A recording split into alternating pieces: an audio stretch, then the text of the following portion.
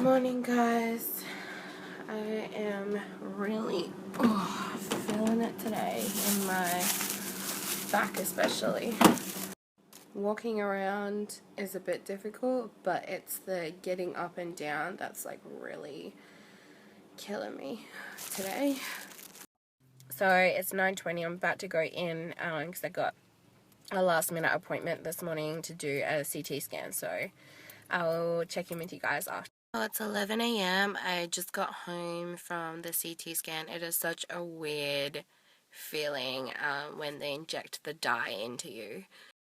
I felt like the warm feeling that you get was more intense this time. Last time I had a CT scan, I got that really metallic taste in my mouth. I didn't get that quite as much this time, but that heat that kind of spreads like from your chest down through your body, it was like I was on fire on the inside. It was like just this weird like hot feeling, like sensation that just spreads through your veins.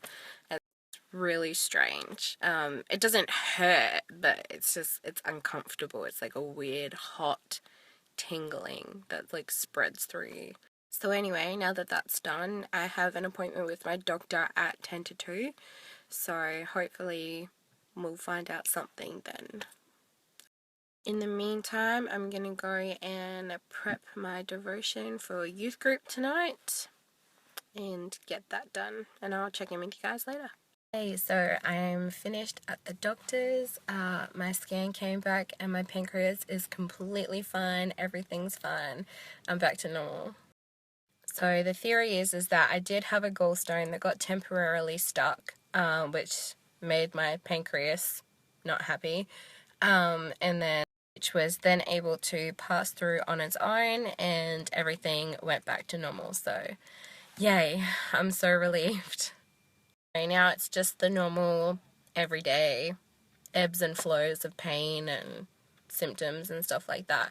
I did consider going on the next thing with the doctor that could do with investigation or, figuring out what's going on. But at the end of the day, the likelihood of them being able to do anything about it, if they can actually figure out what's going on in the first place, is unlikely. So, I mean, I have that many things going on day to day, week to week, month to month with my body. Like, if it's not killing me or it's not completely, absolutely intolerable, then why bother? It would just be one thing after another, and there's only so much that diagnosis can do for you, so it's not like it's helpful, and having more things diagnosed on top of EDS is just gonna make me feel depressed about life.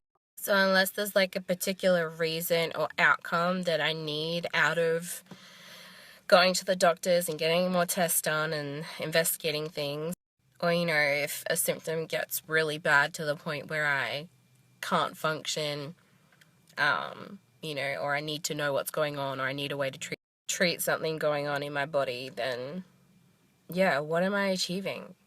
What am I achieving by just doing tests and going like, oh, this is what's going on, but there's nothing we can do about it? Yeah. So, I don't know. It just seems pointless. And I could become one of those patients that, makes this a full-time thing and goes, to all the appointments and gets every test to know exactly what's going on with a little part of my body, but it's just time and energy consuming, and I'd rather be doing other things. Like this process I had to go through after, this mishap of my health, it swallowed up all of my time and energy. I don't know. What do you guys do? Whether you're, someone who has an illness, a chronic one or not, or whatever, do you leave it until it gets really bad, or do you, do everything possible under the sun to, constantly keep on top of, every part of your body? I guess it's kind of like a car. I drive myself until it won't drive anymore, or it has some serious problem. And then I go and get it checked out and sorted out and serviced, Or you're one of those people who does every single service, make sure everything's running pristine pristinely to try and make sure that nothing big does happen and it all runs smoothly. Like, how big or bad does a symptom have to be to get it checked out? I think I'm finding that balance between, you know, like, oh, it's so bad that, you know, I have to get it checked out, or it's not that bad and I can leave it. Like, so far, unless it's like serious enough to warrant going to hospital, haven't bothered doing anything about it. Like, is that too far? Is that getting too serious? Am I supposed to intervene before that? Where do I intervene?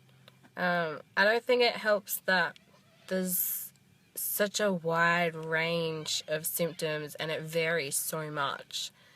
It's kind of like, you know, you've got all these normal problems with your car that happen on a day-to-day, week-to-week basis, and, you know, it changes how bad it is or what the problems are, and you're not sure that there's anything much you can do about it, and so you just kind of, you know, manage as best as you can to get it to drive until it just about dies on you one day, and then you're like, oh, okay, that's not something that we can, you know, just deal with, so I better go and take it to a mechanic.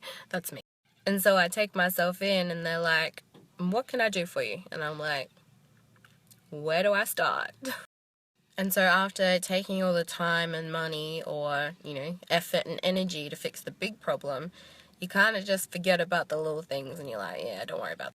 Then you bring doctors into it who don't want to see you, don't want to hear about it unless you're dying. You know, fair enough. But then they tell you to take care of yourself as well. And I'm just like, I cannot win. Cannot win. Anyway, I better go pick up Ephraim because I'm going to be late.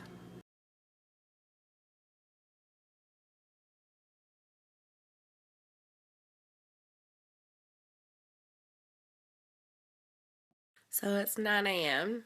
and I completely forgot to say good night last night. I had a good day yesterday. Test results came back, everything's clear and back to normal. I did have quite a lot of back pain, but that's an ongoing thing. It's not related. I woke up this morning and it's still really bad. Like, it kind of is its worst in the morning. So I get up and I'm really stiff, and like moving, like trying to get out of bed and walking is really difficult. And then as I go through the day and I get to nighttime, it's like it relaxes a bit or gets less stiff, and so I'm able to move more easily and the pain goes away, or mostly.